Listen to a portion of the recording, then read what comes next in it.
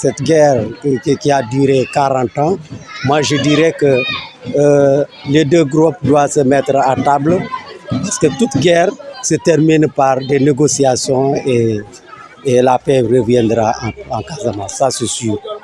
Et nous pensons que vraiment cette guerre qui a si duré 40 ans et finira par avoir le bonheur entre les deux groupes parce que ce sont des frères, nous sommes tous des frères et tous sénégalais. Et ce n'est qu'un regret parce que vraiment toute guerre, quelle que soit sa fin, il y a toujours des conséquences néfastes que vraiment qu'on ne finira pas par combler. Parce que nous tous, en tant qu'enseignants, nous sommes victimes, nous étions victimes aussi de cette guerre et nous sommes jusqu'à présent stressés. Et donc nous pensons que notre grand souhait est que l'année nouvelle soit une bonne nouvelle année heureuse de paix, de santé et surtout de prospérité. Je dirais que la seule solution aujourd'hui, c'est de se mettre à table. Parce que si les deux groupes ne sont diamétralement opposés et chaque groupe a ses idées, a ses décisions, ça ne pourra pas se régler. Mais une fois que ce groupe soit vraiment à table et associé, que ce soit le mouvement de tous les mouvements de jeunesse, de vieux, ainsi de suite, et tous les groupements qui se trouvent au niveau du Sénégal, si vraiment chaque groupe vraiment parle le même langage, et je sais que je suis complètement optimiste. Un jour viendra que le soleil va se lever et brillera pour uniquement le bénéfice du Sénégal. L'un des plus vieux conflits en Afrique. Et que nous, par exemple, nous y avons grandi. Nous sommes nés peut-être 3 ans avant cette crise. Nous avons fait notre enfance dans cette crise, notre jeunesse dans cette crise. Et voilà qu'aujourd'hui, la crise perdure. Même s'il y a une sorte d'accalmie par rapport au crépitement des armes, mais certaines zones sont toujours inaccessibles. Certaines zones aussi, les populations ne peuvent pas utiliser la terre parce qu'il y a encore les mines. C'est pourquoi ça nous écoeure davantage de constater que la Casamance, qui faisait le fleuron du Sénégal, continue de souffrir de ce vieux conflit-là.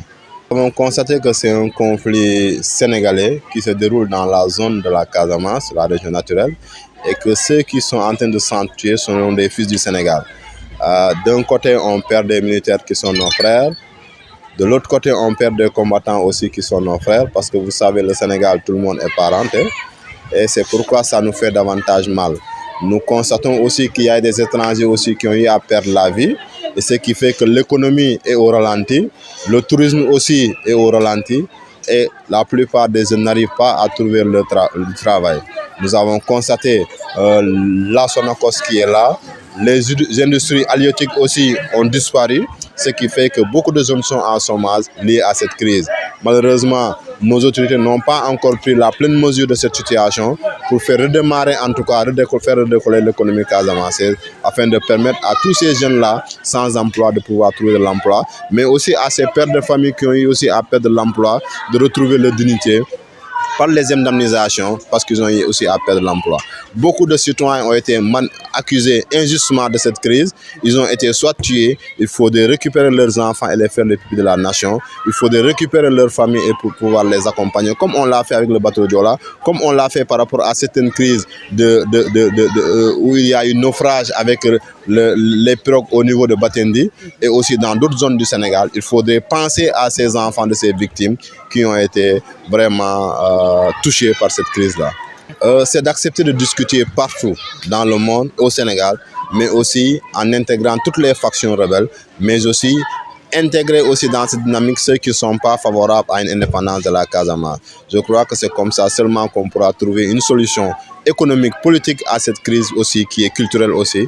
Et c'est ainsi seulement que le Sénégal pourra retrouver l'ensemble de son territoire, et garantir en tout cas l'intégrité physique de son territoire et permettre à tout le monde d'évoluer dans ce Sénégal-là de paix. 40 ans, je peux dire 40 longues années que les Casamancais et les Casamancaises continuent encore de vivre ce conflit qui a démarré en décembre 1982 avec la fameuse marche qui s'est terminée par des échauffourées au niveau de la gouvernance. 40 longues années faites de trajectoires difficiles pour les uns et profitable pour d'autres, parce que quoi qu'on dise, le conflit a profité à certains. Aujourd'hui, que l'accalmie se dessine, il y a des opportunités pour ces régions vraiment de décoller à nouveau, mais quand même difficile et dur a été vraiment ce conflit pour les populations. C'est une guerre où on a connu beaucoup de victimes, du côté militaire comme du côté des combattants des MFDC, mais également des victimes collatérales, parce qu'il y a eu des victimes de mines qui ont sauté sur une mine, des victimes innocentes, qui dans des écoles, qui dans leurs champs, qui dans leurs vergers. Bon, ces jeunes continuent de vivre les séquelles de ce conflit. Je crois que cette guerre a connu énormément de morts. Et je crois qu'on en a assez aujourd'hui, parce qu'il y a d'ailleurs une certaine prise de conscience qui commence à se manifester chez tous les Casamassés, que le conflit ne peut pas se régler par les armes.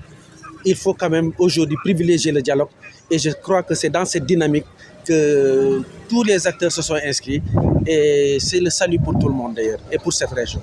Il faut quand même un investissement et une confiance mutuelle entre tous les acteurs, parce que le conflit, comme tu l'as dit, ça a duré 40 ans. C'est l'un des plus vieux conflits de l'Afrique.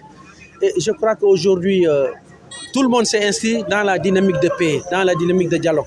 Et pour qu'on aboutisse à cela, il faut que l'État joue pleinement sa partition. Il faut aussi que tous les acteurs du MFDC parlent d'une même voix. C'est difficile peut-être parce qu'il y a beaucoup de factions du MFDC.